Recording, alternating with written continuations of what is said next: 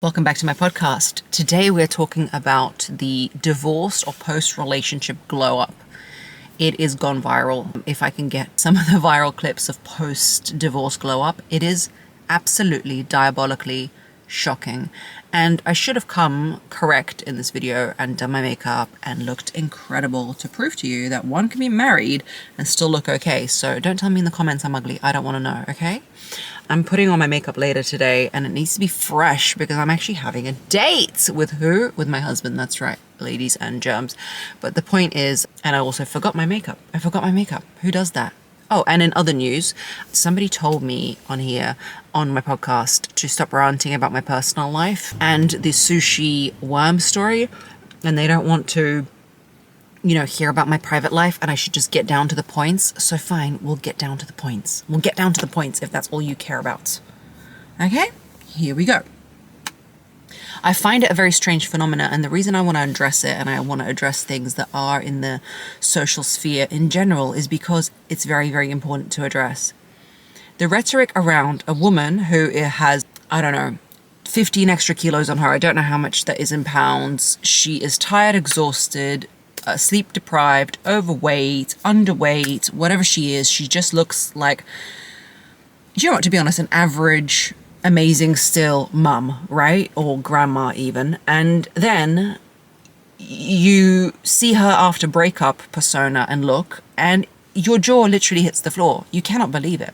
And you're like, oh my God, I'm literally going to dump every partner I've ever been with again. I'm going to call them back, take them into a relationship and dump them again because I want to have that kind of glow up. I want to have this incredible glow up that she's had. And the comments are, of course, full of women talking about the cortisol spikes that you get when you're in a relationship with someone you shouldn't be with and all of these things, which are 100% universally true.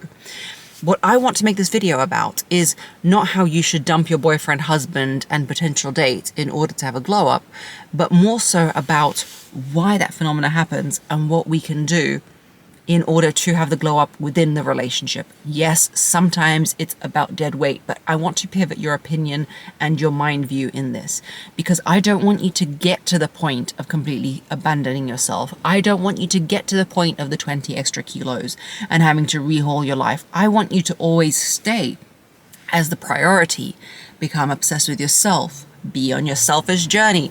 I want you, and I know this sounds so unorthodox and unlovely, but it is what it is. Again, my notes are on my phone. Here it is.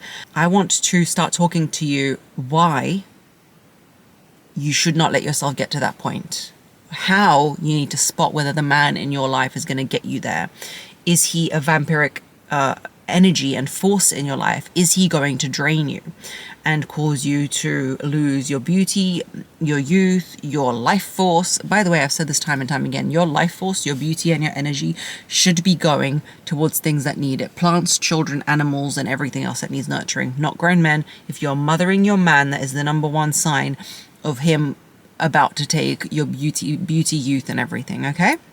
This isn't about glamorizing divorce too. I want you to know that I am not pro-divorce, as in, if you want to divorce. I don't really care what you do. But I am not here to just sit and have the old rhetoric of, yes, divorce him, queen, leave him, queen. People have children. People have relationships where there's misunderstandings. I believe in the foundation of marriage and working through things. I have had to work through things in the 10 years that I've been married, okay?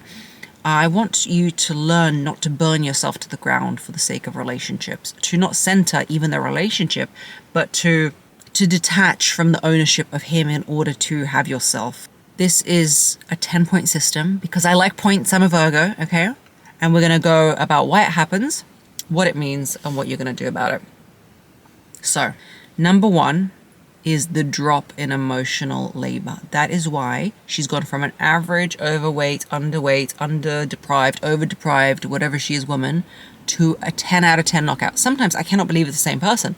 When I see this content, I'm like, what on earth is going on? And dumb men, stupid men will say, why couldn't she get hot in the relationship? Then it wouldn't have ended. Because she couldn't, Gary, because she dropped the emotional labor. She no longer has to manage two people's feelings, schedules, and has to be in survival mode. A lot of men delegate everything to the woman in their life. And we could sit here until the cows come home and talk about how it's his fault, how he should pick up the slack, da, da, da, da. I've told you let him lead. Not because I'm a patriarchal supporter of the patriarchy, okay? But because I want you to do what it is you want to do in your own good free time, because I know you've got better things to do than controlling a guy. Oh my God, why are you controlling him?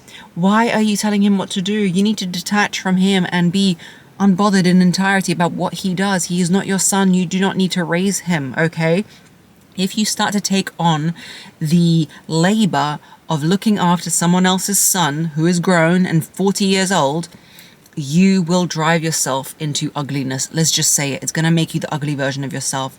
The relationship may have been subtly or overtly imbalanced. You have taken ownership for some reason and control, which feels like safety and security in the beginning, over the life of this man.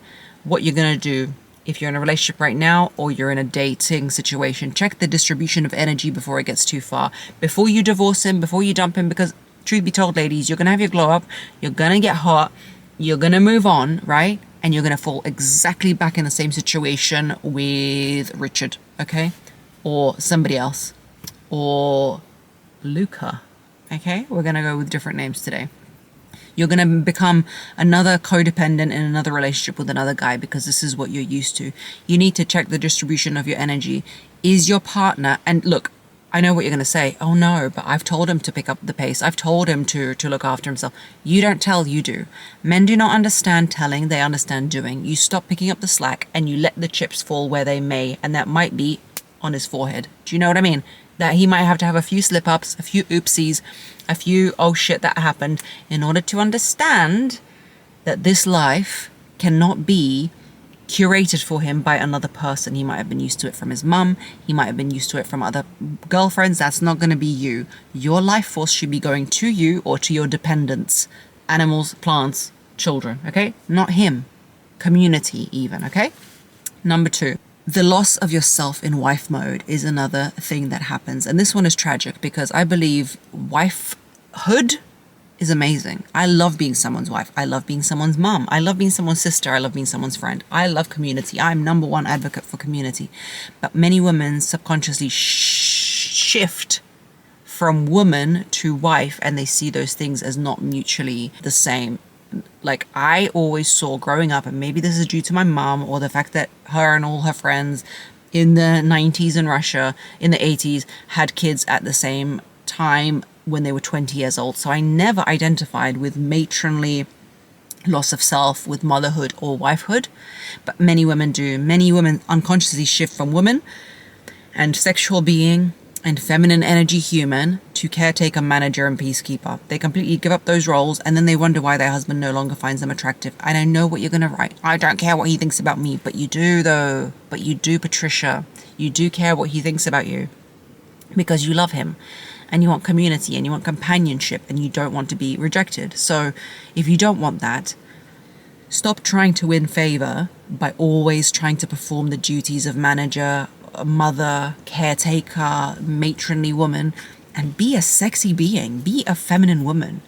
It means her identity is suppressed, okay, when she's in a relationship and you lose yourself because you go, oh, I'm no longer a feminine woman and a sexy being. I am now a wife. And that means a wife is no more important or better than a chair or a utensil in the house. And that is not the case. You are way more useful as someone who gives this life force and energy into your relationship. Stop thinking that it's different. Keep your goals, routines, and dreams separate. You have your wife role and you have your woman role. You have to remain being a woman and not just a wife and a mother, okay? Number 3 reason this happens. The glow up is nervous system recovery, okay? It's not just like she started going to the gym and the spa. We know all those girls who go to the gym every day and they eat right and the cortisol is raging through their body and they cannot get a break, right? They're just adrenally fatigued. Chronic emotional stress lowers immunity, raises cortisol, affects sleep, affects your weight, okay?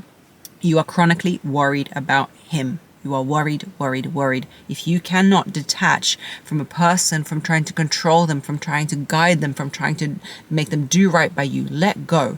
If he's going to do wrong by you, let him. Let him do wrong by you. Let's see it faster than what you can control. If somebody wants to cheat on you, if someone wants to do wrong, they will do it. There is no hell or high water from you that is going to stop them. Everyone chooses their own path. Her glow up wasn't just aesthetic. in terms of these women who have it. It was biochemical, okay? You need to build nervous system regulators. I have just completed my 3-day intensive. It's called Unbothered, but it's about balancing your anxious attachment and becoming self-reliant and balanced and whole. It's probably closed now. Yeah, it will be closed now. If I run it again next year or at the end of this year, go on the wait list. It's a life changer. It's a game changer. Don't normalize continued dysregulation. You need to self-regulate. You cannot outsource your regulation to him. It cannot depend on him behaving. Of course, if he's doing crazy things that are completely unexpected, yes, you will get dysregulated. But usually you get dysregulated by him not calling you when he said he would, him not being home on time when he said he would. You get constantly dysregulated, and so when the woman divorces him or when she leaves her boyfriend, her system regulates. She doesn't have that stress in her life. You need to have the skills to de-stress yourself within a relationship if you want to be in one. Okay, let's talk underwear, because you know I like to.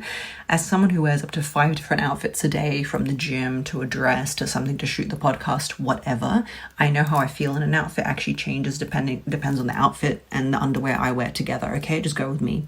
Before Skims, I just grab whatever, but now it's intentional. I live in the Fits Everybody dipped front thong. I love that one. If you never tried it, try it. I've worn it postpartum, pregnancy, bloat, weight fluctuations, and it always fits, never digs in. I hate when underwear digs in the love handles. Oh my God. It's basically has 0 panty lines, and I don't have to second guess myself, okay? I can wear like these kind of bottoms, jogging bottoms, leggings, and you don't get the line. And let's not skip the Fits Everybody t-shirt bra. I swear it's the only one that makes me feel like sleek in an outfit, and it lifts, smooths, and it feels like a second skin. You can shop all my favorite Skims underwear at skims.com/beingher. And when you check out, please select podcast in the survey and choose Being Her in the drop-down menu. Number 4, she puts herself first. Finally, post the divorce. You should be doing that within the relationship, within the marriage. She has no one else to consider, and so she's got no guilt about putting herself first because there's no one else there, is just her. Women often glow up after their kids go to school or when their husband leaves and they become hot. She has optimized herself in her own life as the most important thing, not because she's decided it. And you need to have the balls, or the lack of balls, to prioritize yourself before everyone exits your life stage left, okay? Practice it now. Practice it with people around you. Do not wait for yourself to be alone to prioritize yourself. That is not the only time that you should put yourself first, when everyone is exited, okay? The pain becomes a portal. That is reason number 5. Divorce brings you to your knees, guys. It breaks you, right? I've not been through it. I don't want to be through it. And that's when she meets herself. In those cases, she starts to admire herself. She sees what she's made of. She's not just someone else's wife who she married at 20, who's been doing all the things and paying all the bills and doing all the things. She gets to finally meet herself as an entity, as a powerful being, as a being in all these metrics. And when there is no emotional person to hang yourself on, and you've hit emotional rock bottom, and you can see yourself in the raw frame of who you are and identify yourself again, it's a very powerful feeling. And I would advise to not wait to collapse, but build a way of self-auditing yourself, of being honorable and accountable to yourself, of meeting your goals, of meeting your deadlines, of being who you truly are and connecting with who you truly are before you hit rock bottom. If you're in a relationship and all you do is you're his Robin to his Batman, you need to meet yourself earlier. You need to start relying on yourself earlier. And I don't mean financially. He should be doing everything for you because I want you to win, okay? But you should also be doing things for yourself. Number 6, community comes back online. A lot of us disregard our community when we're in a relationship. Yes, we do. We isolate ourselves. We disappear in our relationship. We ghost our friends. After divorce, we reconnect with people. That is not good. You should be connecting with women because we feed each other in our community, in our raising children. Even when you're burnt out as a mum, it should be a community thing. Don't think of community as asking people for a favor. Think of it as you owing them a favor, if that's what you struggle with, okay? Prioritize connections outside of your relationships now and nurture your circle. If he has not made plans with you to go on a date, go with someone else. I don't mean a man, okay? If you're in a committed relationship, I mean your friends, your girlfriends. And if he then suddenly arcs up and goes, oh, do you want to do something on Friday? And it's Thursday and you've already said that you're going out with Eleni, okay?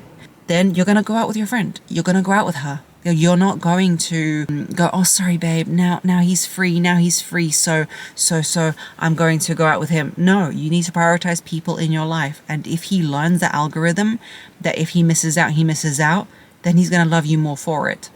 Number 7, desire returns. A woman's sensuality, appetite, and self-expression awakens after she is no longer suppressing it because the sexual relationship with that man was not to her liking, or it didn't satisfy her in some ways. Women often numb themselves or turn themselves off physically because she has lost the feeling of safety with a man who betrays her. In some sort of way, he's betrayed her in the past emotionally, and she thinks she's just not physically attracted to him anymore. But the reality is we are very much emotionally guided, and if she feels betrayed by him in the past, and I don't mean in any epic ways, but maybe just as a human being, or maybe he didn't show up when she had young kids, or maybe she saw and she voiced it, but he never really changed, that kills the sexual spark because her intricate safety with him is gone. And when he is gone, she identifies herself as a sexual being again because she doesn't have to hide. She doesn't have to hide. You see, I wanted to comment on that car being so loud, but someone told me off in my comments, and now I can't do tangents, and it's really hard. It's really hard not to do tangents. You need to stay in your feminine essence within the relationship and don't let resentment or fatigue mute your magnetism. You need to still think when you're not a sexual being, why? What is it that I don't feel safe about? And if you feel like you need to yell at him as opposed to muting your own sexuality and sensuality, because if you suppress it, it's a really painful place to be in. Number 8, you're in control of your time again. You're no longer waiting, negotiating, or performing for someone else's time. A lot of times women don't do their laser cryotherapy, whatever it is that they need to do because they're on someone else's time, cooking someone else's meals when that someone doesn't even appreciate it. She gets her own time back and she uses it how she wants to. This woman is glowing up because she's using her time how she wants to. You need to start using your own time how you want to. Now, obviously, don't neglect your children and your family, but you need to start being there for yourself as well. You are your own responsibility. No one else is going to look after you, okay? You need to time block segments of time in your life that you are going to look after yourself because you have to. It is your duty, okay? Number 9, you rediscover your voice, okay? You rediscover yourself as a person, okay? Divorce removes the fear, or separation removes the fear of rocking the boat. A lot of women are very emotionally aware and men aren't. So women start to bend to the likes of what their partner wants to not rock the boat. So she just starts speaking a little bit less and expressing herself. She leaves him and starts speaking up, becoming more bold, reinventing herself, having decisions like, I like the color blue, I like the color red.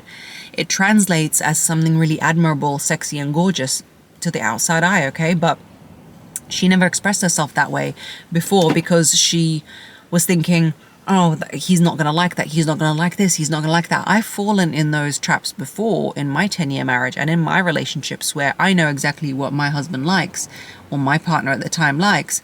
And I just go along with that because I'm not bothered to have an argument. Not that they'd argue with me, but let's just say he likes tacos and I like Italian. I don't, but as in, it's okay. Why do I have to go on a tangent again? Why am I not allowed to go on a tangent? I actually like tacos and he likes Italian. Anyway, I'd rather go to Italian because I'm just like, I'm not bothered to have that debate and I want to see him happy and we're going to be happy and it's going to be a vibe, right?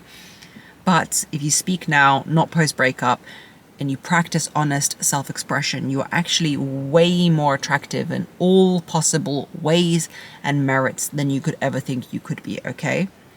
Number 10, it's an identity rebirth. You're no longer someone's partner, you're just yourself. And being single and being out in the marketplace, potentially even if you don't want anyone, gives you this gravity of like having to identify yourself as someone. You're not just someone's sidekick anymore. You reclaim your own body, your own desires, your own values, but you can't wait for it to rupture within a relationship. Like I said, a lot of people might comment and say, oh, just drop the guy, just forget the guy and move on. But people who are codependent or anxious have a way to constantly position themselves in the shadow of a partner anyway. So if you don't address these things within a relationship, a lot of narcissistic men, a lot of men who don't want to be with you, who don't love you, are going to leave anyway, right? So you might as well practice on him within the relationship and see what it looks like when he isn't interested in you anymore because you, I don't know, made pancakes one day because you wanted pancakes as opposed to bacon and eggs, okay? So you might as well practice that within the relationship. It's not a call, this whole thing, to leave and glow up, because that doesn't happen for everybody, okay? This is a call to already act within the marriage as if you are separated. Okay, because then you might be able to save the marriage. If he's an amazing guy, if everything is right except for you yourself have locked yourself in this pattern where, you know, truth be told, if I was with a woman who was spiraling like this, always trying to please me and always this, I might not know the reality of the relationship, right? You as the guy might not even, you know, when you have that friend and you're like, hi babe, where should we go tonight? And she's like, I don't know, I don't mind, it's up to you, up to you, up to you. It's hard to be with a person like that constantly, you know what I mean? So it's on you as well, baby girl. Time to pour into yourself and have the glow up within the relationship, not outside the relationship.